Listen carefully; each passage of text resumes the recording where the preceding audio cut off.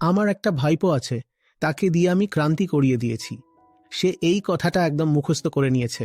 Cow milk is for cow baby. Cow milk for. Cow baby. আর এই কথাটা সে এক্কেবারে মাথাতে বসিয়ে নিয়েছে, একদম এমনভাবে তার সামনে আপনি কোনো সাদা রঙের যে কোনো একটা দ্রব্য এনে রেখে দিলেই সে সঙ্গে সঙ্গেই এটা বলে দেবে যে cow milk is for cow baby. আচ্ছা, which milk is for you? Coconut and almond. এই কথাটা সে একদম মাথাতে বসিয়ে নিয়েছে, আর তার মাধ্যমেই ক্রান্তি হচ্ছে। এদিকের ওদিকের ঘরগুলো থেকেও গরুর দুধ অদৃশ্য হয়ে যাচ্ছে। সে স্কুলে গেছে, আর সেখানে তার একটা বন্ধু আছে। সে তার বন্ধুকেও এটা বলেছে। বন্ধুটাও সেটা নিয়ে তার সঙ্গে মশকরা করেছে। মশকরা করার কারণে দুজনকেই যেতে হলো শিক্ষকের কাছে। আর শিক্ষক তাকে বলেছে, কাউ মিল্ক ইজ গুড।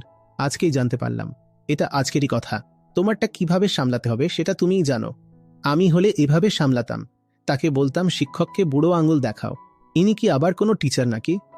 এর পরিবর্তে যে শাস্তি হোক না কেন সেটা নিয়ে নাও, কিন্তু শিক্ষক যখনই এমন কিছু বলবে তুমি বুড়ো আঙুল দেখিয়ে দিও। তোমারটা তুমিই জানো, আমার তো জানাই ছিল এইসব ঝামেলা হবেই। ভাই, হ্যাঁ, খুব বড় প্রজেক্ট এটা। একটা শিশুকে সত্যিই সঠিক জীবন দিতে চাইলে, তাকে সত্যিই বড় করতে চাইলে, তাহলে নানান রকম ঝামেলার বোঝা তুলতেই হবে। তুমি যদি জন্ম দিয়ে থাকো তবে বোঝাটা তোলো।